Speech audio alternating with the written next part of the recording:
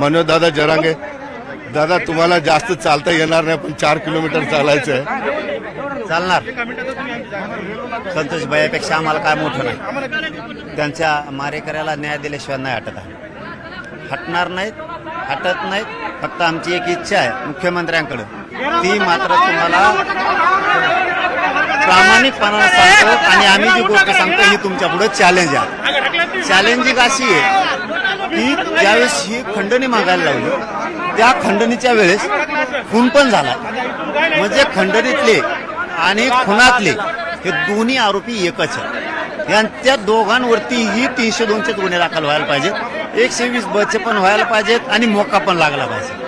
आता दुसरा चॅलेंजिंग विषय मुख्यमंत्र्यांसाठी असा आहे की ज्यावेळेस ही खंडणी मागायला लावली, खून झाला, त्यावेळेस या आरोपींना पळून जाण्यासाठी पाठबळ कोणत्या मंत्र्यांनी दिलं, सरकारमधल्या आमदारांनी दिलं, हे शोधून काढणं खूप गरजेचं आहे. यांना कुणी घरी ठेवलं, यांना पळून का नेलं, कुणी कुठं कुठं घेऊन गेले, कोणत्या गाड्या वापरल्या, पैसा कुणी दिला, घरं कुणी दिले, हॉस्पिटलला का ठेवलं, कुणी ठेवलं, मग त्यांनी का सांगितलं नाही पोलिसांना की इथे आरोपी आहेत आणि हे आरोपी पुण्यातच का एका जागेवर सापडले. याचा अर्थ असा आहे, पुण्यात पाठबळ होतं कुणाचं, याचा अर्थ असा आहे की याला राजकीय आणि सरकारचं 100% पाठबळ आहे. म्हणून यांची सगळ्यांची नार्को टेस्ट होणं गरजेचं आहे. फार गंभीर आरोप करताय तुम्ही, सरकारचं पाठबळ म्हणता. 100% सरकारमधल्या मंत्र्यांचं पाठबळ म्हणलं.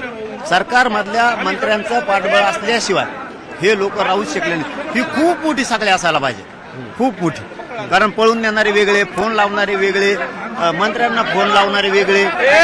या मंत्र्यांनी सरकारमधल्या एखाद्या पोलीस अधिकाऱ्यांना फोन केलेत का, आणि ज्यांनी बळ दिलं त्यात पोलीस अधिकारी बी असली तरी त्यांना सुद्धा 302 मध्ये सहआरोपी करणं गरजेचं आहे. आणि मुख्यमंत्र्यांपुढे चॅलेंज आहे, हे काम त्यांनी करावंच. नसता आम्ही राज्य बंद पाडणारे सोडणार नाहीत. सगळे मोक्यात घ्या, यांना एकालाही सोडू नका. वाल्मिक कराडनी सुद्धा कोर्टात सांगितलंय त्यांना जीवाला धोका आहे.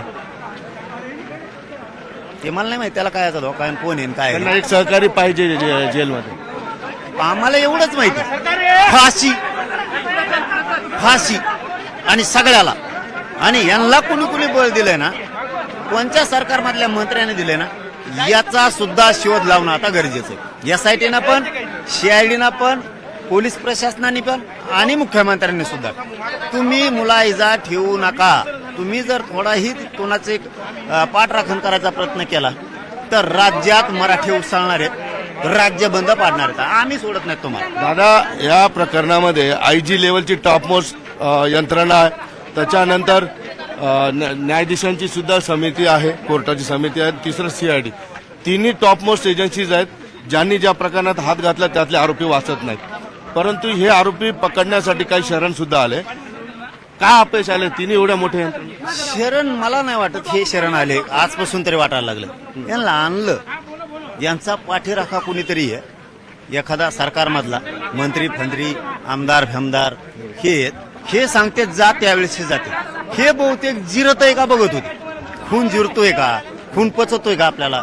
पण ज्यावेळेस लक्षात आलं की राज्यातला सगळा समाज रस्त्यावरती उतरला, त्यावेळेस यांच्या लक्षात आलं आता गेल्याशिवाय पर्याय नाही. आणि हे सगळे अंधाराचे ते कायमचे, हे बाहेर येऊ शकत नाही. हे बाहेर आलेत, आम्ही आहेत ना बंदोबस्त करणार. पण तुम्ही वारंवार पाटील म्हणताय की हे कुणाच्या बापाला आम्ही दडपू देणार नाही, हे आम्ही पचवू देणार नाही. तुम्हाला असं कुठेतरी शंका वाटते की हे प्रकरण दडपलं जाऊ शकतं? कारण एका जागेवर पुण्यालाच कसं काय सापडायला लागले आरोपी. बीडचं नाव यांनी खराब केलं, आता पुण्याचं पण करायचंय का? पुण्यात हे जर आधी एका जागेवरती हे नेऊन ठेवलेत असा अंदाज यायला लागला. एखाद्या मंत्र्यांनी एका जागेवर नेऊन ठेवले, तिथं त्यांना सांभाळलं, त्यांना खाऊ पिऊ घालायला लावलं, घातलं, तिथं सांभाळणारे कोण. म्हणून तर मी म्हणतो ना, एवढ्या मोठ्या SITच्या CIDच्या एजन्स्या टॉप लेवलच्या यांना सापडत नाहीत आरोपी. याचा अर्थ ते शरण येतात, त्याचा अर्थ खूप भयंकर आहे. याच्यामध्ये 100% सरकारमधले मंत्री आहेत आणि आता तेही गळाला लागणार आहेत. सुट्टी नाही आणि देऊ पण नाही सरकारनं. नसता मुख्यमंत्री पुऱ्या राज्यातून बदनाम होणार आहेत आणि आम्ही काय कोणाला सोडत नाहीत. दादा, बीड नंतर हा मोर्चा निघाला. बीडचाही मोर्चा मोठा होता, परभणीचाही आजचा मोर्चा फार मोठा आहे. राज्यात आता मोर्चांचा सिलसिला, तुम्ही आधीच म्हटलं होतं की मोर्चाचा सिलसिला सुरू होईल, तो सुरू झालेला. आता 2 आरोपी पकडले आहेत. पुढचे मोर्चे सुद्धा राज्यभरात होतील. खंडणी आणि हत्या यातले दोनही आरोपी 302 मध्ये घ्यायचे यांना पाठबळ देणारे सगळे 6 आरोपी करून यांना पण 302 मध्ये घ्यायचं आणि जोपर्यंत यांना फाशी होत नाही तोपर्यंत ह्यो राज्यभर शिलशिला मोर्चाचा कायम राहणार आहे, कायम. समाज या प्रकरणाचा सतत पाठपुरावा करत राहील. समाज 1 घंटा सुद्धा माग हटणार नाही, 1 घंटा सुद्धा. कारण याच्यातले राजकीय सुद्धा सापडणं मुख्यमंत्र्यांनी गरजेचं आहे. राज्यातले मंत्री जे आहेत त्यांचे कोणी हे सुद्धा सापडणं गरजेचं आहे. तुम्ही नाही सापडलं, तुम्हाला वाटत असेल आरोपी अटक झाले, आता हा विषय संपला, आता संपला नाही, आता वाढला. आता यांचे नार्को टेस्ट होणं गरजेचं आहे. यांनी फोन कोणाकोणाला गेले हे CDR तपासणे सुद्धा खूप गरजेचं आहे. यांना पाठबळ कोणी दिले, कोणी गाड्याचा वापर केला, कोणत्या मंत्र्याला फोन लावले, मंत्र्यांनी सुद्धा नाही, कोणत्या मंत्र्यांनी कुठल्या अधिकाऱ्यांना लावलाय, हे खूप मोठं साखळी आहे, षडयंत्र आहे. आणि याचं साफ करण्याचं काम आता बीड जिल्हा स्वच्छ करायचं काम मुख्यमंत्र्यांनी करावं. नसता राज्यातल्या गल्ल्या आणि रस्ते पुरे जाम करणार आहेत आम्ही एक ना एक दिवस. निश्चितपणे या ठिकाणी बघितलं आपण म्हणून दादा जरांगे यांनी स्पष्ट सरकारला इशारा दिलेला आहे की या प्रकरणामध्ये 1 मिनिटाची माहिती आम्ही ठेवू. समाज या प्रकरणाच्या शेवटपर्यंत राहील, याचा मागोवा करेल.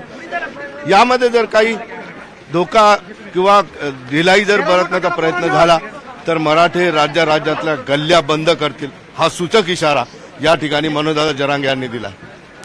सुधीर जाधवसह सिद्धार्थ गोदाम, न्यूज 18 लोकमत, परभणी.